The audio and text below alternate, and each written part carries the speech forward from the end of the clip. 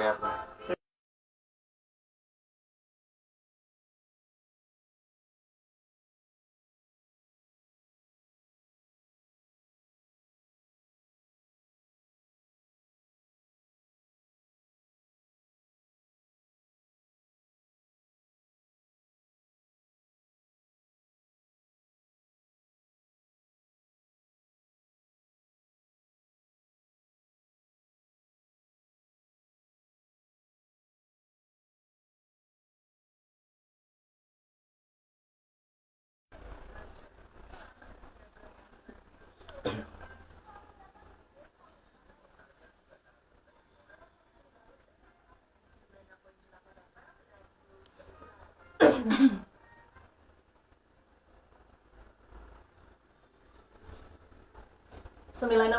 FM LPPL Radio Gemilang, jendela musik dan informasi. Halo, hai, selamat pagi sahabat Gemilang.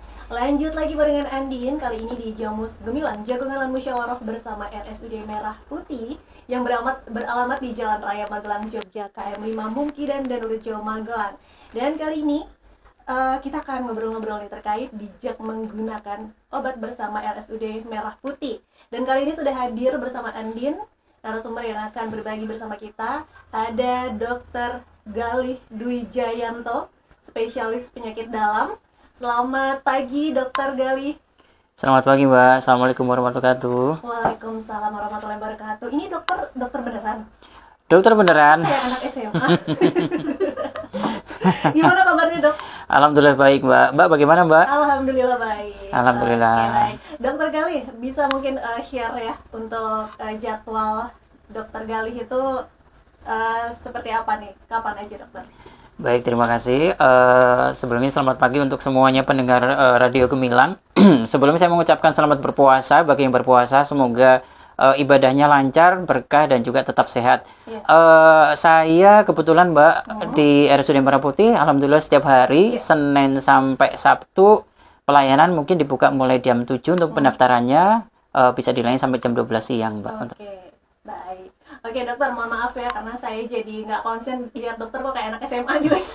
Ternyata hari ini kita bakal membahas kiat sehat puasa Ramadan untuk diabetisi. Jadi kita bakal ngobrol-ngobrol terkait bagaimana nih para penderita diabetes yang pengen tetap menjalankan ibadah puasa, karena memang ibadah puasa di bulan Ramadan merupakan salah satu kewajiban umat muslim di seluruh dunia. Tapi bagi penderita diabetes diperlukan beberapa persiapan sebelum puasa agar tidak menimbulkan komplikasi yang membahayakan kesehatan akibat proses metabolisme yang terganggu. Lalu apa aja nih yang harus dilakukan bagi penderita diabetes saat menjalankan ibadah puasa? Oke, langsung aja Dokter Galih. Sebelum kita lanjut membahas terkait kiat sehat puasa bagi diabetesi, dokter bisa menjelaskan nih sedikit tentang diabetes mellitus itu seperti apa? Silakan dokter. Oke, terima kasih.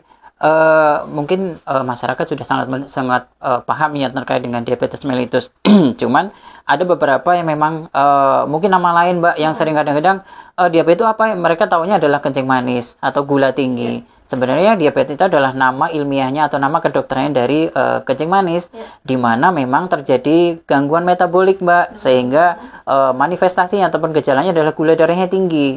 Itu memang bisa diakibatkan oleh satu, mungkin insulinnya yang produksinya berkurang atau kerjanya yang kurang maksimal atau dua-duanya. Nah, kita nih dari penyakit dalam sendiri asosiasinya menyebutnya sering penyandang diabetes ini kita sebut dengan diabetisi Mbak. Jadi biar lebih dekat dengan pasien-pasiennya kita Mbak. Oke, diabetisi ya. Oke Mbak. Oke dokter, untuk diabetisi ini kan harapannya tetap bisa berpuasa ya. Tapi kan tetap aja nih ada beberapa hal yang harus diperhatikan. Apa sih dok korelasinya pada tubuh saat diabetes ini berpuasa bagi penderita gitu ya? Perubahan-perubahan yang terjadi pada tubuh nih saat puasa gitu. Silakan dokter. Terima kasih. Yang pasti kan ya namanya pasien kencing manis ini adalah berhubungan dengan gula nih, karena gula ini yang diharapkan stabil Mbak. Ketika tidak stabil, otomatis gulanya rendah, lemes nih Mbak. Atau memang kalau terlalu tinggi juga kurang baik. Kadang-kadang perlu tata laksana ke rumah sakit. Jadi memang diharapkannya adalah perubahan apa sih ya? Karena memang terkait dengan gula, asupan kalori, asupan gula. Jadi memang karena puasa ada perubahan dari pola makan Mbak. Yang awalnya mungkin dijadwalkannya 3 kali sehari, sekarang diubah menjadi nih puasa, sahur sama buka. Selain itu ada perubahan juga jadwal makan dan juga jenis makanan. Kadang-kadang nih kita yang bukan diabetes ada kadang-kadang lapar mata, Mbak. Nah, ini harus perlu kita pelajari juga dan juga kita komunikasikan dengan baik dengan pasien. Kemudian juga perubahan pola tidur, yang pasti kan harapannya populasi non-diabetes maupun diabetes kan juga memang anjuran yang baik adalah tidur selama 8 jam. Nah, ini bagaimana dengan Ramadan ini? Seringnya kan juga harus bangun lebih pagi untuk mungkin ibadah malam ataupun persiapan sahur. Dan juga memang ada perubahan hormon, Mbak, karena terkait dengan perubahan pola makan ataupun perubahan siklus tidur. Ini harus kita komunikasikan dengan baik dengan pasien, Mbak. Oke, jadi kalau untuk tidur sendiri juga berpengaruh ya dokter ya? Berpengaruh. Itu gimana dokter, kok bisa gitu berpengaruh? Ya, karena kalau tidurnya kurang, otomatis hormon-hormon termasuk growth hormon maupun sekresi hormon insulin maupun lawan-lawannya insulin ini akan istilahnya tidak seperti reguler seperti kalau siklus tidurnya teratur. Sehingga mungkin juga terjadi dengan perubahan gula darah pasien yang mungkin awalnya terkontrol, siapa tahu nih bisa menjadi tidak terkontrol, atau yang awalnya tinggi, siapa tahu menjadi lebih tinggi. Jadi memang harus benar-benar sebenarnya dipersiapkan, mungkin kalau bisa sebulan atau 2 bulan sebelum Ramadan targetnya tuh sudah tercapai, terkontrol untuk pasien ini, Mbak. Oke, baik. Ya, Dokter Gali, seberapa penting sih kita perlu konsultasi kepada dokter sebelum Ramadan bagi diabetes ini? Apa yang harus diperhatikan saat kita berkonsultasi terkait diabetes saat berbulan puasa? Silakan dokter. Terima kasih. Kalau ditanya seberapa penting, karena ini sangat-sangat individual, mungkin bagi orang ataupun diabetes yang sudah bertahun-tahun dan sudah terkontrol menjalankan ibadah puasa dengan lancar selama bertahun-tahun, mungkin diabetes ini akan aman. Mungkin sudah sangat paham banget dengan kondisinya. Cuman bagi diabetes yang mungkin baru ketahuan dan apalagi masih tinggi, belum pernah, bulan puasa lalu ini belum pernah ketahuan. Sekarang puasa Ramadan ini puasa pertamanya dengan obat-obatan diabetes. Jadi memang harus paham banget terkait dengan apa sih komplikasi yang bisa terjadi. Bagaimana kalau saya telat sahur? Bagaimana kalau saya telat meminum obat? Saya masih bisa nggak sih untuk olahraga? Terus kemudian resiko apa sih kalau memang saya memaksakan untuk tetap berpuasa kalau memang gula saya terlalu rendah atau terlalu tinggi. Jadi memang banyak faktor atau banyak hal yang harus diketahui. Oke, baik. Biasanya nih dokter kan kadang ada sepuh-sepuh mungkin ya yang merasa aku sehat, nggak apa-apa nih, pengen puasa aja. Nah, tadi kan dokter sendiri juga mengatakan bahwa kita harus memikirkan komplikasinya nih. Ya. Nah, kalau misalnya kita memaksakan untuk tetap berpuasa tanpa sepengetahuan dokter, tanpa konsultasi dokter, seperti apa komplikasinya, dokter? Yang pasti ya, kita kalau gula ini yang harapkan kita stabil. Jadi istilahnya komplikasi yang dapat terjadi adalah ketika gulanya terlalu rendah atau terlalu tinggi. Terlalu rendah itu dalam artian kalau pakai hitungan glukometer ya, pakai hitungan angka itu kurang dari 70 mg per desiliter. Atau kalau memang terlalu tinggi mungkin lebih dari 300 per desiliter. Kalau terlalu rendah ya bayangkan aja orang yang tidak mempunyai gula ataupun kekurangan gula atau yang kita sebut dengan hipoglikemia, yang pastinya juga memang bisa mempengaruhi banyak, Mbak. Bisa kadang-kadang kalau orang ya ibaratnya lemas, Mbak, lemas. Yang gejala awalnya mungkin cuma lemas, mengantuk, keringat dingin, gemeteran, lapar yang berlebihan. Sampai kalau terlalu berat, kadang-kadang bisa terjadi pasiennya tidak sadar, Mbak, sehingga butuh tata laksana ke rumah sakit. Begitu juga dengan tinggi. Kalau memang terlalu tinggi di atas 300, yang kita harapkan juga, yang tidak kita harapkan adalah pasien ini akan jatuh ke komplikasi lain. Dalam artian di diabetes ini kita kenal adalah kegawatannya itu ada ketoasidosis ataupun koma hiperglikemia. Jadi di mana pasien ini gula darahnya terlalu tinggi sehingga terjadi disregulasi dari metabolisme tubuh sehingga bisa lari kemana-mana, Mbak, ini, Mbak. Oke, baik. Tapi kalau misalnya sudah merasakan gejala-gejala yang nggak enak gitu ya, dokter ya, jadi nggak masalah kalau misalnya membatalkan puasa gitu ya, dokter ya? Ya, nggak masalah. Nggak masalah. Jadi makanya itu pentingnya konsultasi di awal sehingga harapan kita sih pasien diabetes ini bisa menjalankan ibadah dengan baik tanpa komplikasi yang beristilahnya signifikan, masih bisa diatasi dengan baik. Oke, tadi dokter menyebutkan hipoglikemia ya, dokter ya. Mungkin dokter bisa menjelaskan itu saat puasa itu seperti apa? Tadi kan sudah gejalanya ya, dokter ya. Seperti apa, dokter? Silakan. Hipoglikemia itu tadi gejalanya sudah disebutkan, mungkin parameternya tadi sudah disebutkan, yaitu gula darahnya kurang dari 70 mg per desiliter. Mungkin bagi pendengar semua yang memang kebetulan mungkin penyandang ataupun diabetes ataupun keluarganya ada yang terkena dengan diabetes. Jadi memang kita anjurkan adalah kalau memang di awal-awal puasa, di minggu-minggu pertama, coba deh dicek dulu nih gula darahnya mungkin sekitar pukul 10 pagi. Okay. Kalau yang dipastikan sahur, harus sahur. Sahur itu adalah suatu kewajiban. Kalau bisa justru malah sahurnya ini di mepet-mepet jam imsak sehingga dapat maintain gula darahnya lebih lama, lebih stabil. Nah, kemudian nanti coba jam 10 itu dicek dulu dengan glukometer karena perlu diingat bahwa pengambilan darah ataupun pengambilan pakai stick darah ini tidak akan membatalkan puasa, Mbak. Jadi kadang-kadang pasien, saya nggak mau dicek dok karena takut puasanya batal. Sebenarnya memang ini tidak membatalkan puasa. Jadi coba jam-jam 10 itu dicek. Ketika memang gula darahnya di atas 100, oke masih aman, Mbak. Tapi kalau jam-jam 10 itu sudah 70 sampai 90, kita 2 jam lagi perlu cek lagi, Mbak. Kalau masih kurang, malah turun lagi menjadi kurang dari 70, mungkin kita anjurkan untuk berbuka puasa. Jadi untuk membatalkan puasa.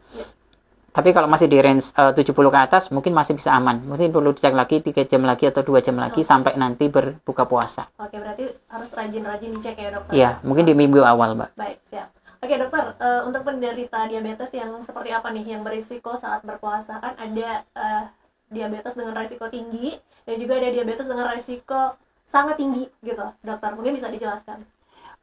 Diabetes dengan risiko untuk diabetes yang ingin menjalankan puasa kita bagi menjadi 3. Satu, risiko sangat tinggi, risiko tinggi ataupun risiko rendah. Risiko sangat tinggi ini dalam artian yang memang sangat tinggi, pasiennya belum terkontrol banget.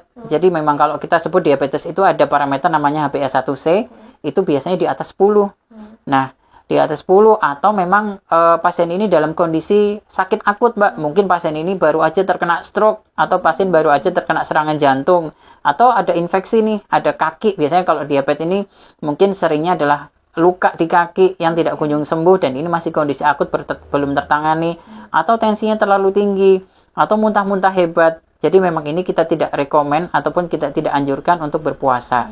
Nah, kalau yang risiko tinggi, bukan sangat tinggi tapi tinggi, yaitu memang HbA1c memang benar kontrol, yaitu 7 sampai dengan 10. Terus kemudian mungkin wanita hamil yang memang dia menggunakan obat-obatan insulin. Ataupun juga pasien-pasien diabetes yang memang sudah terkontrol tapi dia menggunakan insulinnya banyak, 4 suntikan. Ada yang sampai tiap makan disuntik sama malam hari disuntik. Jadi memang ada beberapa kondisi yang memang bisa dianjurkan tetapi dengan catatan, Mbak, dengan yaitu tadi kita harus komunikasi dengan baik. Sedangkan yang aman ataupun risiko rendah diabetesnya ya pasien-pasien yang sudah terkontrol dan tidak ada kondisi-kondisi komplikasi yang serius. Pasiennya sudah menggunakan mungkin kalau menggunakan insulin cukup 1 atau 2 ataupun dengan obat-obatan oral dan tidak pernah terjadi gejala hipoglikemia selama 3 bulan terakhir. Itu yang paling penting, hipoglikemia atau hiperglisemia yang menyebabkan komplikasi harus dirawat di rumah sakit. Jadi perlu kita telusuri 3 bulan ke belakang. Oke, kan kalau misalnya Andi nih sebagai masyarakat awam juga tahunya kalau diabetes tuh ada diabetes basah sama diabetes kering gitu. Tapi tetap sama aja ya, resikonya juga ada tingkatannya ya dokter ya? Sama aja. Jadi memang kadang yang di awam ini sering, dok saya tuh diabetesnya kering atau basah sih. Jadi memang dua-dua ini sama. Mungkin yang dimaksud basah itu adalah ketika memang diabetes ini dalam kondisi infeksi, jadi kakinya luka dan sebagainya, jadi nggak sembuh-sembuh. Mungkin yang disebut adalah itu. Cuman ya berarti dalam artian diabetes basah itu berarti kondisinya akut, jadi masih belum tertangani, terdapat infeksi yang masih perlu penanganan lebih lanjut. Tapi dua-duanya tetap resikonya juga tinggi ya dokter, kalau misalnya tidak tertangani gitu. Iya, kalau belum terkontrol. Baik, Dokter Galih, nanti kita lanjut lagi ya ngobrol-ngobrol kita terkait kiat sehat puasa Ramadan untuk diabetisi. Dan Sobat Gemilang jangan kemana-mana, tetap pantengin terus Radio Gemilang tentunya di Jamus Gemilang Jagungan dan Musyawarah di 96.8 FM LPPL Radio Gemilang, jendela musik dan informasi.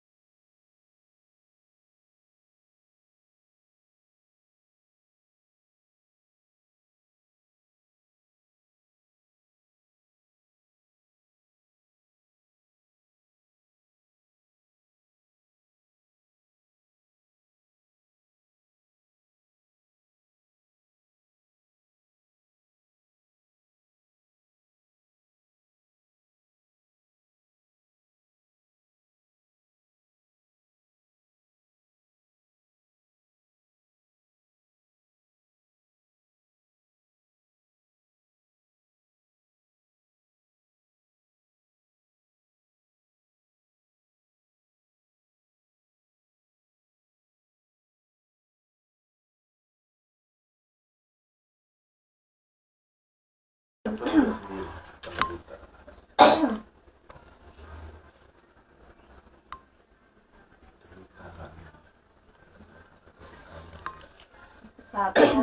dua, tiga. Oke, terima kasih untuk Anda Sobat Gemilang yang masih terus stay barengan Andin di Jamus Gemilang, Jagongan Lan Musyawarah bersama RSUD Merah Putih yang beralamat di Jalan Raya Magelang, Jogja, KM 5, Mungkidan dan Nurjo Magelang. Jadi untuk Anda yang pengen ke Kota Magelang, pasti deh kanan jalan kelihatan tuh ya RSUD Merah Putih kalau pengen konsultasi ataupun berobat di sana. Oke, dan pastinya masih barengan Andin di sini ada Dr. Galih Dwi Jayanto, spesialis penyakit dalam, dan kita masih ngobrol terkait kiat sehat puasa Ramadan untuk diabetisi. Oke, Dokter Galih, langsung kita lanjut lagi ya. Kan tadi dokter sudah menjelaskan apa saja sih risiko-risiko bagi para diabetisi ini yang memang ingin menjalankan puasa dan juga komplikasinya. Nah, bagaimana nih dengan diabetisi jika tetap ingin berpuasa bagi risiko tinggi nih? Silakan. Baik, untuk diabetisi yang tetap ingin berpuasa dengan risiko tinggi, yang satu adalah dia diabetes ini sudah harus konsultasi dulu sebelumnya terkait dengan apa sih yang dapat terjadi, yaitu tadi hipoglikemia ataupun hipergliksemia, terus kemudian pantau gula darahnya sering. Terus kemudian yang ketiga adalah edukasi yang lengkap dari tim medis. Jadi memang kalau bisa kita siapkan sebulan 2 bulan sudah harus ketemu dengan ahli gizi, sudah harus ketemu dengan dokternya, dengan perawatnya, udah harus bisa cek gula darah mandiri di rumah, dan kemudian adalah harus bersiap membatalkan puasa ketika memang terjadi komplikasi ataupun salah satunya adalah ngedrop atau hipoglikemia. Yang harus dibawa misalnya mobilitas tinggi, ya dia harus bawa permen kemana-mana Mbak, atau harus bawa gula, dan memang kalau memang terjadi ngedrop harus siap batal puasa. Dalam artinya sudah ada permen mungkin yang paling mungkin praktis ya Mbak ya, permen, ataupun bisa kita buat air gula 2 sendok 1 gelas kemudian langsung diminum aja Mbak. Ketika terjadi kondisi kayak gejala-gejala hipogliksemia. Oke, menarik nih dokter, saya baru tahu ya bisa makan permen ya kalau emang gula darahnya nggak stabil gitu ya. Oke, siap. Dokter, bagaimana nih persiapan yang sebaiknya dilakukan bagi penderita diabetes? Karena kan kalau bisa 2 bulan sebelumnya sudah konsultasi ke dokter nih. Persiapannya apa aja nih dokter? Ya, persiapan satu yang tadi ya, konsultasi ahli itu pasti ya. Kemudian ini mungkin kalau memang sudah terkontrol dan sudah puasa Ramadan berkali-kali ya mungkin tidak perlu ada sesi khusus. Tetapi kalau memang baru seperti yang di awal tadi, memang harus konsultasi ahli duluan. Kemudian yaitu siapkan alat glukometer sendiri. Ini bagi diabetisi kita harapkan adalah punya alat sendiri di rumah dan bisa ngecek sendiri. Jadi tidak tergantung harus ke puskesmasnya ya kalau rumahnya dekat. Kalau jauh kan juga repot juga ya. Terus kemudian yang ketiga, paham banget nih, kenali dirinya kalau memang ngedrop tuh kayak gimana, kalau memang pas tinggi tuh kayak gimana, dan memang harus segera aware. Kemudian yang keempat, minum air putih yang cukup, karena diabetes ini risiko banget terjadi dehidrasi, karena mungkin kalau muntah-muntah dan sebagainya bisa terjadi gangguan gula darah juga. Minimal mungkin 8 gelas pada umumnya ya. Kemudian hindari minum yang berkafein. Kenapa? Karena memang kafein ini resikonya adalah diuretik. Diuretik itu apa ya? Jadi bikin kita pengen pipis terus. Jadi resiko dehidrasi dan juga terjadi gangguan gula darah bisa tinggi Mbak. Terjadi krisis hipergliksemia. Kemudian hindari minuman yang berpemanis berlebihan, apalagi ya tadi Ramadan ya, kita sering lapar mata. Betul. Ada iklan sirop gitu ya. Iya. Oke, dokter, terkait dengan pola makan ini kan penting banget ya. Sebenarnya pola makannya seperti apa untuk diabetes ini saat berpuasa? Ya, dokter bilang untuk menghindari kafein. Selain itu apalagi dokter? Untuk pola makan ini adalah hindari makanan yang manis ya Mbak ya saat sahur, terutama makanan-makanan dengan indeks glikemik tinggi. Jadi indeks glikemik tinggi ini salah satu jenis makanan atau beberapa kumpulan makanan yang ketika kita makan glukosanya langsung naik tinggi, tapi dia akan segera cepat, sejam 2 jam turun langsung. Nah, yang kita takutkan tadi jam 10 atau jam 12 dia udah lemas, udah kekurangan gula. Jadi makanya pasien-pasien dengan diabetes ini buka sahurnya tuh mepet-mepet pas imsak, kemudian makannya juga memang yang dengan indeks glikemik tinggi. Yang kemudian adalah hindari lemak ataupun makan-makan mengandung asupan lemaknya, terutama lemak jenuh atau yang kita sebut adalah lemak jahat ya Mbak ya. Terus kemudian menggunakan sedikit minyak saat memasak, itu pasti ya hubungannya dengan lemak juga. Terus kemudian yang keempat adalah olahraga yang dianjurkan yang ringan-ringan aja tapi continue. Tapi ya ingat, olahraganya jangan pagi. Kalau dulu kan habis sahur langsung pakai sepatu udah lari jalan-jalan. Tapi itu akan otomatis kan kebutuhan airnya juga meningkat, dehidrasinya tinggi. Jadi memang untuk diabetes ini dianjurkan mendekati menjelang buka puasa atau malah setelah buka puasa untuk olahraga. Oke dokter, nih terkait pola makan ya dokter. Kalau untuk kurma sendiri aman nggak sih dok? Kurma ya, berbicara tentang kurma memang sunahnya berbuka puasa dengan takjilnya mungkin kurma ya. Itu mungkin masih bisa di sunnah diamalkan oleh pasien-pasien dengan diabetes ini. Yang kita anjurkan mungkin 3 atau 2 kurma itu cukup, dan kalau bisa kurma ini yang masih banyak seratnya, dalam artian masih ada kulitnya mbak, masih ada kulitnya, di mana kalau kurma ini sebenarnya ada kandungannya, ada gulanya, ada glukosanya, ada fruktosanya, ada seratnya yang di kulit. Jadi kulitnya itu harus ikut dimakan karena seratnya juga cukup baik itu. Dan memilih kurma juga cukup penting. Kurmanya jangan yang terlalu lembek, karena kurma yang udah terlalu lembek atau terlalu yang matang banget itu mbak, itu memang glukosanya terlalu tinggi dibanding fruktosa. Beda halnya dengan kurma yang masih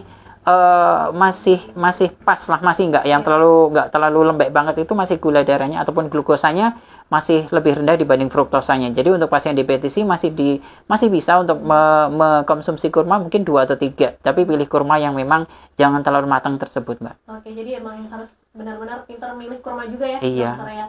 Oke, dokter, untuk diabetes ini kan pastinya dia selalu minum obat ya dokter ya.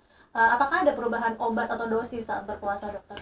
Oke, tentunya ada. Inilah pentingnya untuk konsultasi dengan ahlinya ya mbak ya. Dalam artian ini memang individualis ya, cuman ini hanya menggambarkan sebagian besar, tidak berarti mendengarkan ini, oh saya sudah nggak perlu konsultasi ke ahli lagi, karena ini harus one on one, jadi harus konsultasi ke dokternya masing-masing ya. Cuman sebagai gambaran, kalau memang pasien diabetes ini hanya mengkonsumsi metformin, mungkin metforminnya mungkin sehari sekali, mungkin bisa dikonsumsi waktu buka puasa. Tetapi kalau metforminnya 2 kali, bisa buka puasa sama sahur. Tapi kalau 3 kali, satu tablet itu di sahur, 2 tabletnya didouble waktu buka puasa. Tetapi kalau yang diingat, ada beberapa obat diabetes yang memang resiko ngedropnya lebih tinggi. Salah satunya nih, kalau mungkin yang sering didengar ada glibenclamide, ini udah zaman dulu banget, tapi sekarang masih tetap dipakai, glimepiride dan juga golongannya. Mungkin konsultasi ke dokternya, apakah masih perlu? Kalau masih perlu, apakah mungkin dipertimbangkan dipindahnya? Biasanya kan itu pagi mbak dikonsumsi. Kita ubah nih ke pas buka puasa, jadi resiko ngedropnya lebih rendah. Dan mungkin dosisnya perlu kita kurangin. Atau kalau pakai insulin, mungkin perlu dikurangi juga mbak dosis insulinnya. Terus kalau memang ada beberapa obat lain yang mungkin perlu di-adjust. Oke, baik. Jadi memang ini perlu banget ya untuk konsultasi terkait obat gitu ya dokter. Iya mbak. Oke dokter, ini sudah ada yang ikut bergabung di 081578968968. Ada Ibu Ulfa yang ada di Gunung Pring. Selamat pagi dokter. Dokter, saya mau tanya, bagaimana dengan anak-anak penderita diabetes yang ingin berpuasa? Apakah ada tips tertentu gitu dokter? Silakan dokter. Ya, terima kasih Bu Ulfa ya atas pertanyaannya. Untuk pasien anak-anak dengan diabetes, mungkin asumsi saya adalah diabetes itu kan sebenarnya dibagi menjadi 1, 2, 3, 4. Yang pertama diabetes tipe 1, tipe 2, diabetes gestasional atau diabetes pada ibu hamil. Dan yang keempat adalah diabetes tipe lain, di lain tipe-tipe tersebut. Nah, ini kalau anak-anak mostly adalah diabetes tipe 1, walaupun mungkin ada juga nanti kalau memang ini yang dimaksud adalah globalnya tipe 1, pasien anak-anak dengan diabetes tipe 1 tetap boleh, ataupun yang tadi mbak, ketika memang belum terkontrol, memang tidak kita anjurkan untuk berpuasa, atau memang kalau bisa nggak usah puasa dulu sampai terkontrol. Ataupun pasien-pasien diabetes tipe 1 yang sudah terkontrol dengan penggunaan insulin, karena tipe 1 itu mutlak harus menggunakan insulin mbak. Jadi memang dianjurkannya, kalau yang tadi masih belum terkontrol, kalau bisa kita melarang banget nggak boleh puasa. Tetapi kalau yang sudah terkontrol, ya kalau bisa jangan puasa. Tapi kalau mau puasa dengan syarat-syarat tadi yang di depan tadi mbak. Jadi istilahnya adalah hampir mirip dengan dewasa, cuman kalau yang memang belum terkontrol, kalau bisa, karena memang tergantung insulin sekali, kalau bisa ya istilahnya jangan puasa dulu kalau belum terkontrol. Oke, dokter, ini yang terkait dengan penderita diabetes anak ini dokter ya, ini kan biasanya kita taunya ya orang tua gitu ya. Ini anak-anak juga bisa ya dokter ya? Biasanya faktornya apakah karena keturunan, apakah anak pola makannya gitu dokter? Ya, terima kasih. Untuk yang anak-anak ini kan biasanya kita klasifikasikan kalau memang dia tegak ke diabetes tipe 1, ya memang mostly ada autoimun, Mbak. Jadi memang apa namanya, ada proses imunitas yang dia menyerang sel beta pankreasnya sendiri, Mbak. Jadi memang ada proses autoimun yang membuat si anak ini insulin ataupun pankreasnya tidak bisa memproduksi insulin yang cukup dan baik. Sehingga makanya kenapa anak-anak ataupun penderita ataupun diabetes tipe 1 ini mutlak membutuhkan insulin. Beda dengan dewasa. Dewasa itu masih mungkin nih, karena mungkin ada faktor keturunan, iya, ada faktor mungkin juga memang ada kerusakan dari pankreasnya juga bisa. Jadi memang ada yang masih belum perlu insulin, ada yang perlu insulin. Oke, tapi dokter kalau untuk diabetes si anak ini apakah bisa sembuh, dok? Dengan seiring berjalannya waktu gitu ya dokter, karena kan masih kecil gitu. Terkontrol. Kita kalau untuk diabetes baik tipe 1, tipe 2 itu kita adalah untuk kita menyebutnya terkontrol. Terkontrol walaupun makin dengan obat-obatan yang mungkin dengan dosis seminimal mungkin, tapi tetap membuat pasien ini terkontrol. Oke, baik. Oke dokter, masih ada pertanyaan lagi yang sudah masuk di 081578968968. Selamat pagi dokter, ini saya Ibu Ningsih yang ada di Salaman. Saya mau tanya dokter, ibu saya ini kan sudah berumur 70 tahun lebih. Nah, beliau ini adalah diabetesi dan harus suntik insulin di perut. Apakah tidak apa-apa dokter? Apakah tidak membatalkan puasa gitu dokter? Gimana dokter? Terima kasih pertanyaannya. Ya, untuk ini sudah keluar juga fatwanya ya, untuk dari asosiasi dari khususnya yang muslim ya, terkait dengan penyuntikan insulin ini tidak membatalkan puasa, layak halnya dengan tadi pengecekan glukometer. Cuman yang perlu diingat tadi, ini kan resiko pasien geriatri tua dan dengan insulin mungkin harus konsultasi dulu dengan dokternya nih terkait puasa dan dosisnya. Oke, baik. Dokter, ini masih terkait dengan suntik insulin nih. Ini dari Bapak Priyo yang ada di mana nih? Nggak ada namanya nih. Nggak ada di mananya. Bapak Priyo yang di luar. Katanya ini mau tanya, bapak saya sekitar umur 70 tahunan masih disuntik insulin. Tapi dia menyuntikkan sendiri dokter. Tapi saya agak ngilu. Nyuntiknya itu di mana-mana gitu dokter. Apakah berbahaya dokter? Silakan dokter. Terima kasih. Berarti ini mungkin nggak kaitannya dengan puasa kali ya. Terkait dengan pasien sepuh atau usia tua geriatri yang penyuntikan insulin. Jadi memang sebisa mungkin kalau memang sudah tidak membutuhkan insulin, mungkin kita bisa ganti ke oral. Karena ke pasien geriatri itu resiko ngedropnya juga tinggi, Mbak. Resiko turun gulanya. Kadang-kadang lupa nih belum makan, kan ada faktor demensia juga. Kadang-kadang saya sudah makan atau belum, nanti takutnya pikirannya sudah makan ternyata belum, terus disuntik ngedrop. Nah memang ini perlu pengawasan lebih lanjut. Terkait dengan penyuntikan sebenarnya dimanapun aman saja. Tapi kadang ngilu ya dokter ya, lihat sendiri gitu dokter ya. Iya, tapi kalau memang sudah terbiasa, yang kita harapkan pasien bisa mandiri untuk penyuntikan sendiri. Oke, siap. Baik dokter, masih ada pertanyaan lagi. Dokter, saya Nila di Wanurjo. Dok, saya pengen puasa, padahal bibirnya berdarah, masih sariawan karena memang beliau diabetesi. Ini bagaimana dok? Apakah luka di bibir membatalkan puasa beliau? Silakan dokter. Luka di bibir, kalau luka di bibir tidak ada hubungannya dengan membatalkan puasa, sehingga beda halnya dengan ya yang lain ya. Mungkin perempuan ada menstruasi dan sebagainya. Kalau luka di bibir tidak masalah. Oke, baik. Jadi nggak masalah ya dokter ya. Oke, dokter, nanti kita lanjut lagi ngobrol-ngobrolnya dokter ya. Dan pastikan sahabat Gemilang jangan kemana-mana, tetap bergabung di Jamus Gemilang, Jagongan Lan Musyawarah bersama RSUD Merah Putih Magelang. Dan tentunya tetap stay tune di 96.8 FM LPPL Radio Gemilang, jendela musik dan informasi.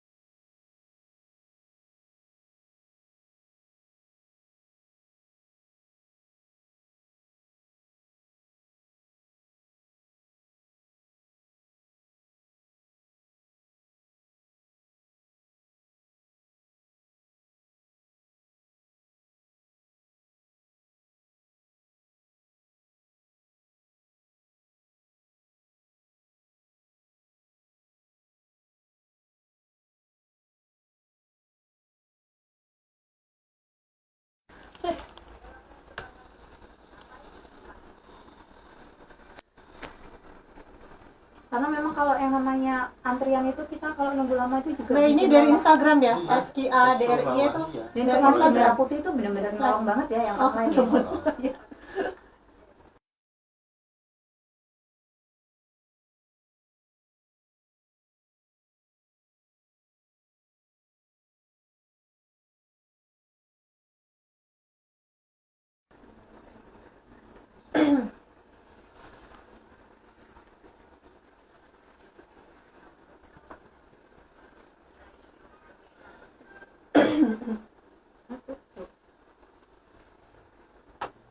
Oke, pastinya Andian masih terus nemenin ya di Jamus Gemilang, Jagungan Lan Musyawarah bersama RSUD Merah Putih Magelang yang beralamat di Jalan Raya Magelang, Jogja, KM 5 Mungki dan Danurjo Magelang.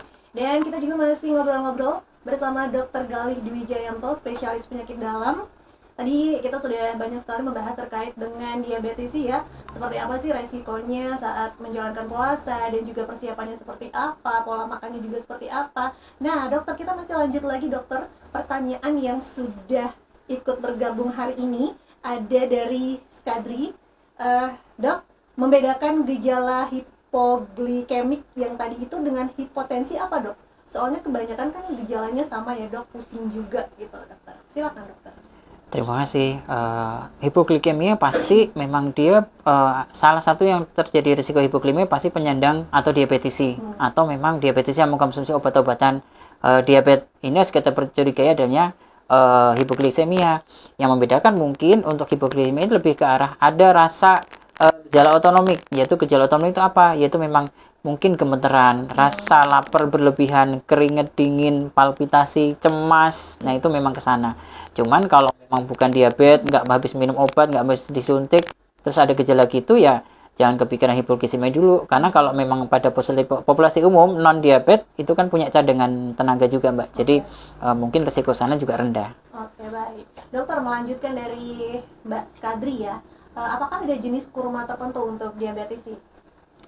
Kalau jenis kurma tertentu yang tadi kita sebutkan yang pasti nggak juicy banget, mungkin salah satunya adalah kurma Tunisia. Cuman kalau mau dicek lagi nih sebelum puasa belanja kurma, di trial dulu makan kurma nih sebelum pagi hari tidur, pagi hari bangun tidur dicek dulu gulanya berapa. Nanti habis itu makan kurma yang kita beli nih mau di trial dulu sejam 2 jam baru kita cek lagi gulanya. Oh ternyata gulaku naik tinggi juga ya dengan kurma ini. Oh berarti kurma ini indeks glikemiknya tinggi banget. Jadi mungkin bisa pilih kurma lain. Nanti pas puasa sudah nemu kurma yang cocok. Oke, karena memang kurma itu ada ratusan jenis ya dokter Iya. ya. Jadi tergantung kita pintar-pintarnya untuk memilih jenis kurmanya. Oke dokter, masih ada pertanyaan lagi.